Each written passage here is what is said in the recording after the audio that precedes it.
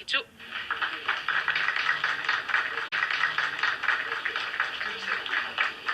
എല്ലാ ഭക്ഷ്യ ഉൽപ്പന്നങ്ങളുടെയും വില ദിനംപ്രതി നമ്മുടെ രാജ്യത്ത് കുതിച്ചുയരുകയാണ്.